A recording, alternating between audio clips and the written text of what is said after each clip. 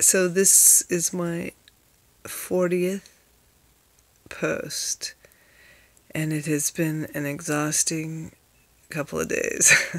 So today I spent the day in Santa Barbara with Rick, and he had outpatient surgery. They blasted this kidney stone that's been sitting in his, that's been plugging up his system. Anyway, now he's home and it's better. He just doesn't feel good. He's, exhausted. So am I.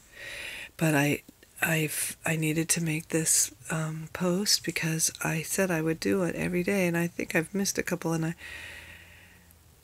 I couldn't be helped.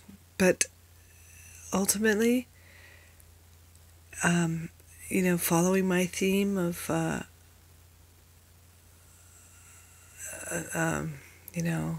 living with a higher power, I would say that I definitely learned so much about surrender and what that means, and especially with going through something like this. So it's totally out of my hands. It's out of Rick's hands, and I am so grateful for how easily I was able to get back home, really. And Rick has a way of helping the doctors to think it's their idea to give him what he needs, and he knew what he needed, and he needed to have that lithotripsy,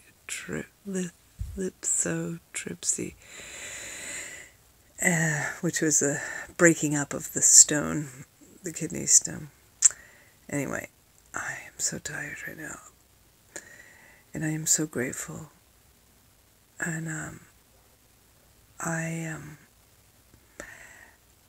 the thing, I guess, that I would say most about what I've been learning just recently in the last couple days is really this sense of, with the surrender, also acknowledging how, so I'm really quite humbled by the way in which so many people deal with, different tragedies and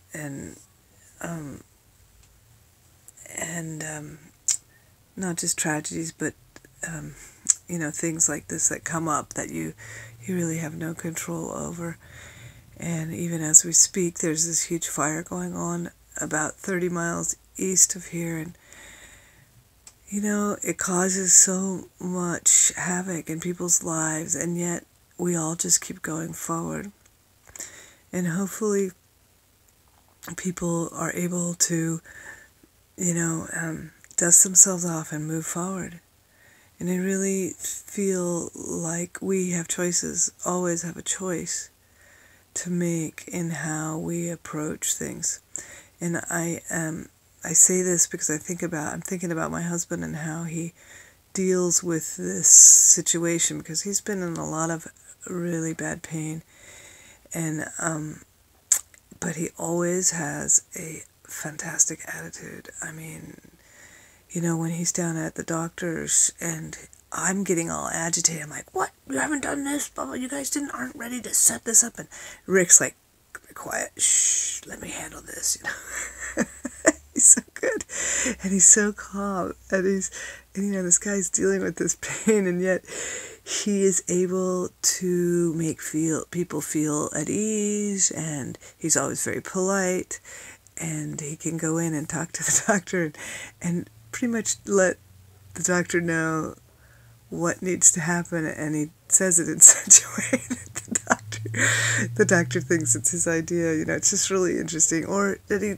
recognizes, that the doctor recognizes, oh yeah, maybe this guy knows something, because Rick was saying how at first the doctor was just looking at him like, that stone's not that big of a deal, you can pass this, and then after the procedure, the doctor had a whole other take, because the stone was really big. It was like 6 millimeter by 4 millimeters, so that's about like 1/4 of an inch by 3/8 of an inch. Is that right? 3/8. I mean, and we're talking about in their little I don't know, I'm not really sure, I would say urethra, but, it's this little tube that's going from the kidney to the bladder. It's not a very big tube. Anyway, I don't mean to freak you out, but I just am talking about attitude, and that is a choice that we get to make no matter what's going on. We always have we always get to make a choice about our attitude, and I've certainly not been I haven't always handled that so well, but I learned that from my husband. He tends to have a pretty damn good attitude, and God, I learned so much from him. Okay, so I give you that, and blessings to everyone. Be good to yourself, love yourself, give yourself some special care, and be kind to all those people around you, whoever you meet. You're the light that shines. Okay. Blessings.